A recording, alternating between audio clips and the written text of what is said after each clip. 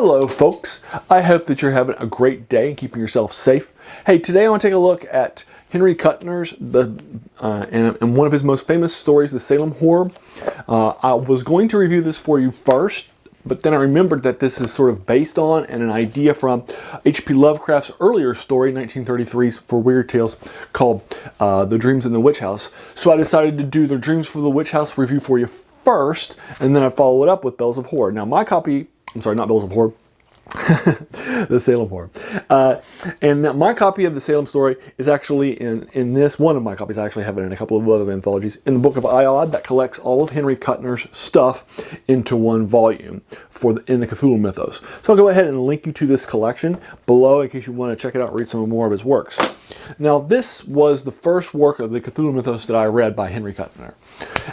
He was a contemporary of H.P. Lovecraft, who created the Cthulhu Mythos and popularized it.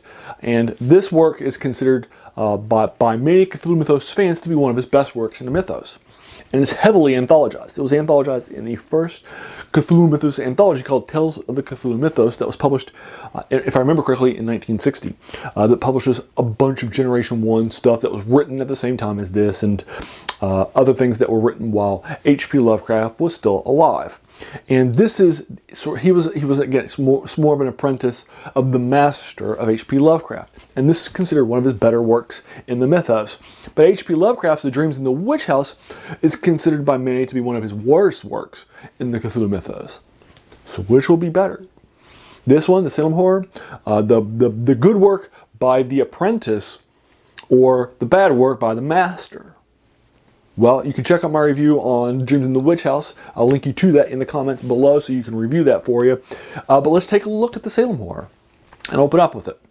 Salem Horror was written and published in Weird Tales in the 30s. In it, we're going to open up with a gentleman.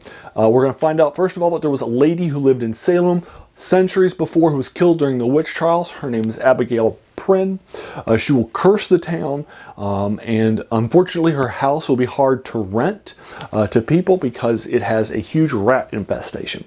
But we're going to have this gentleman. He's a writer of novels. He writes a lot of high quality, big selling novels that aren't big or deep or anything like that, but are well written and well received. And he has published a few novels, has had a little bit of writer's block. And so what he decides to do is to move to Salem, and in this cursed house seems to be exactly what he's looking for. So he moves into Salem and moves into this old house that Abigail Prynne used to own, and that has the rat problems. After he's been there for a little bit, there will be a rat that comes out of the hole. The rat will be a big problem.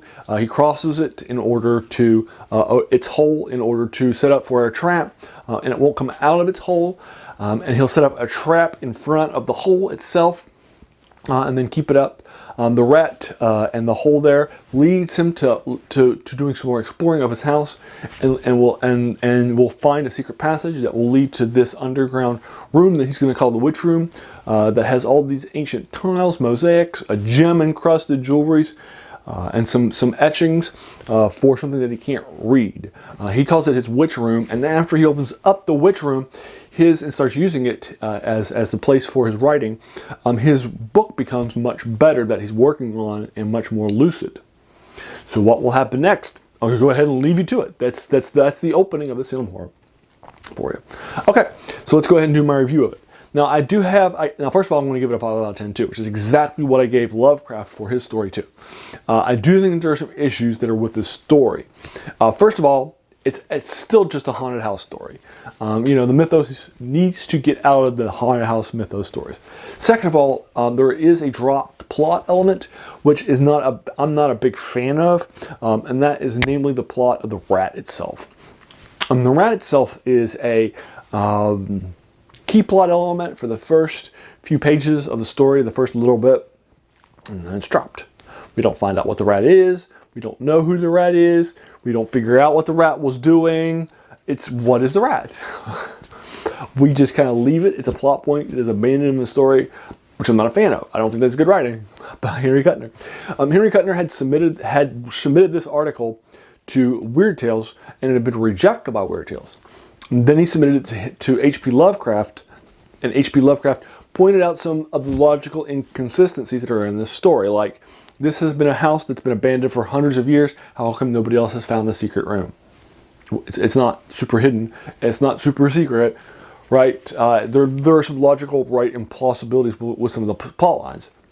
And he suggests some changes to Henry Kuttner. Henry Kuttner makes none of the changes that H.P. Lovecraft suggested. Instead, what he does is he researches Salem and does a lot of deep diving into Salem itself, and then uses that knowledge of Salem to enhance the elements of horror and flavor and world building that the story has in it.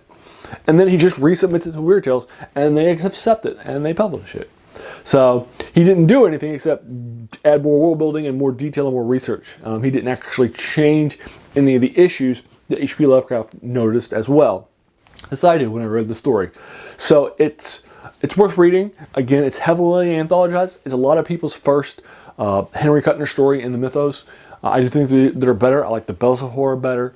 I like the Eater of Souls better. I like a lot of his stuff better. I've looked at a few of those stories for you already. But again, there you are. I'll leave you to it. So what have you read? Have you read this? Have you read a Salem Horror story? What did you think of it? Did you like it? Did you dislike it? Did you agree with anything that I mentioned? Did you think maybe it was better than a 5 out of 10? Maybe it was an 8 out of 10 or a 7 out of 10. Or maybe you thought it was the best Henry Kuttner story in the Cthulhu Mythos. And it's incredibly warmly received. So I'm happy to engage you with that further in the comments below. If you like this video, please feel encouraged to hit that subscribe button. There's going to be so many more of these to follow. And finally, I want to thank you for taking some time out of your day and investing it in my video. We all have so many things happening in our lives, right? So the fact that you spent this time with me is incredibly humbling. I really do appreciate it. So thanks again, and have a great day.